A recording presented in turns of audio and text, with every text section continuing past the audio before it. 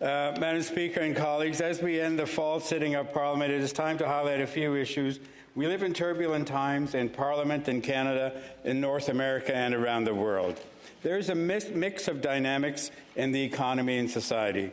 Inflation is down from a high of 8.1% 2 years ago to 2% today. Our debt-to-GDP ratio is around 20%, the lowest in the G7 countries.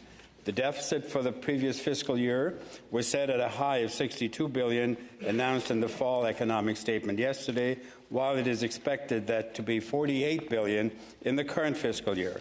Our projected growth is 2.25%, the highest in G7 countries. The immigration system, I hope, is moving from out of control to under control.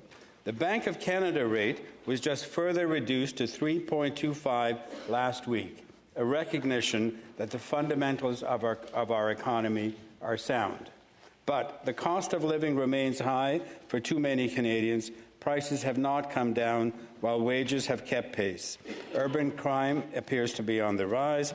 The unemployment rate has been creeping up in recent months and now sits at 6.8%. The climate crisis is growing. While the climate crisis is growing, not enough consensus exists either in Canada or worldwide. The pushback on equality is growing, with worrying backlash against DEI and ESG, and I don't have time to spell out those acronyms, but please look them up. The most recent threat comes from our neighbors to the south. But we have worked with President Trump in his first term, and there is no reason to believe that we will not rise to the challenge this time. My last thought is that senators should get ready to get out and meet our federal and state counterparts in the United States as much as we can in the 4 years ahead. Team Canada needs us. There will be many challenges ahead, so let's get ready. As my late mother would say to me, pull up your socks, stand up straight, and speak clearly. Chers collègues, je vous présente mes...